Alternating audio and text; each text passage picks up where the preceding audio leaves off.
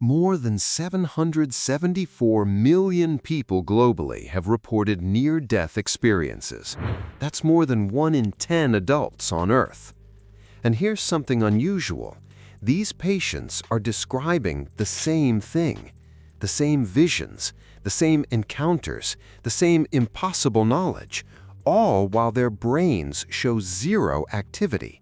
No electrical signals, no consciousness markers, nothing. Yet they return with memories of things they couldn't possibly have seen, information they couldn't possibly have known.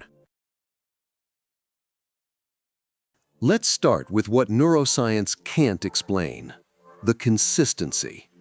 Dutch cardiologist Pim Lommel studied 344 cardiac arrest survivors, all of them clinically dead, all of them with flatlined brain activity, and 282 of them, 62%, reported near-death experiences with identical components. Not different experiences, identical experiences. They reported the same tunnel, the same light, the same feeling of peace, the same encounter with loved ones. But here's what wasn't supposed to happen. Some of them reported seeing things that had occurred outside their line of sight while they were unconscious. A man reported seeing a denture in a hospital drawer on another floor, a drawer he had never seen before, in a location he had never been, while he was in cardiac arrest with her eyes closed. When researchers checked, the dentures were exactly where he described them. The medical establishment calls this coincidence. But then the coincidences started multiplying. A blind woman reported floating above her body during resuscitation and watching doctors work on her, describing the equipment, the movements, the words spoken, all while clinically blind, all while unconscious. She could describe the resuscitation with perfect accuracy, a sight she had never known, darkness, her entire life, darkness. But for those moments, according to neuroscience, consciousness wasn't supposed to exist, yet she saw. Across different countries, different religions, different continents, patients reported nearly identical experiences. A Christian woman saw Jesus, a Hindu woman saw Hindu gods, a secular atheist saw nothing religious at all, but they all reported the tunnel, the light, the peace, the separation from their body. Not cultural conditioning, not shared hallucinations, not dream logic. Structured, coherent accounts from people whose brains showed absolutely no measurable activity. Do you want to know what our science calls this? Hypoxia. Hallucinations that resulted from oxygen deprivation. That's the official answer. But here's what they're not telling us. Hypoxia has been studied for 50 years, and it doesn't produce structured, coherent narratives. It produces confusion, visual snow, fragmented imagery. Hypoxia victims don't see their deceased relatives in perfect detail. They don't accurately describe surgery happening behind them. They don't report the same visions across continents. Endorphins, neuroscience's second defense, the brain releasing happy chemicals. But endorphin-induced hallucinations don't last coherently for 30 minutes. They cause euphoria, yes, but not detailed memory formation.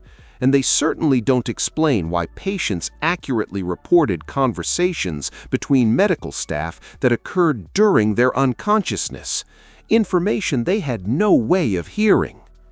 Then they tried DMT, a psychedelic compound the brain supposedly releases at death.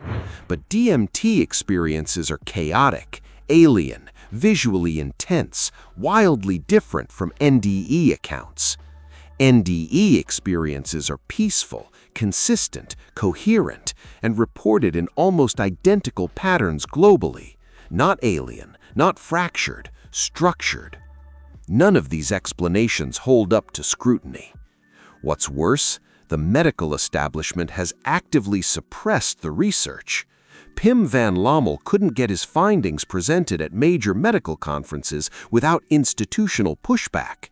His book was published not in mainstream medical channels, but in the open access journals institutions were already ignoring. Duke University's research into consciousness anomalies was quietly defunded in the 1990s. Stanford's work on NDE survivors faced institutional skepticism. The message was clear: don't pursue this, don't question it, don't publish it in mainstream medical channels. Why would neuroscience suppress research? Because consciousness existing outside the brain shatters the entire materialist foundation of modern medicine. Here's what the research actually shows, the part that gets buried in dense academic language so the general public never hears it.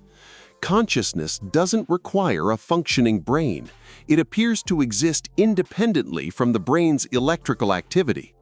A recent meta-analysis of 89 separate NDE studies found that consciousness was reported in 48% of all cardiac arrest survivors studied, nearly half of all people clinically dead. Not hallucinating, not misremembering, reporting coherent, detailed, verifiable accounts. Some of these patients knew details about emergency procedures they couldn't have seen, doors closing behind them, words spoken they couldn't have heard, equipment they couldn't have recognized with their eyes closed and brain activity absent. A 2022 study from the University of Virginia found that patients who were resuscitated after more than 1 hour of cardiac arrest, more than 1 hour with no measurable brain function, still reported detailed NDEs with accurate environmental observations. An hour, no electrical activity, yet consciousness was there, observing, recording, remembering. The implications are being quietly discussed in neuroscience departments worldwide, but never in the mainstream publications where the public might read them. If consciousness can exist without brain activity, then everything we believe about death is wrong. Everything we believe about materialism is wrong. The assumption that we are merely biological machines operating on chemical reactions falls apart. And that's precisely why it's being hidden. A consciousness researcher at Duke published findings suggesting consciousness might operate on quantum principles outside classical neuroscience, theoretical territory mainstream medicine refuses to explore. The gatekeepers of medical publishing rejected it, too controversial, too threatening, not because the methodology was flawed, but because the implications challenged institutional power. Thousands of NDE accounts have been carefully documented and cross-referenced. The patterns are undeniable. The consistency across cultures suggests something genuinely systematic, something beyond individual hallucination or cultural bias. Yet we're still being told the answer is oxygen deprivation and brain chemicals.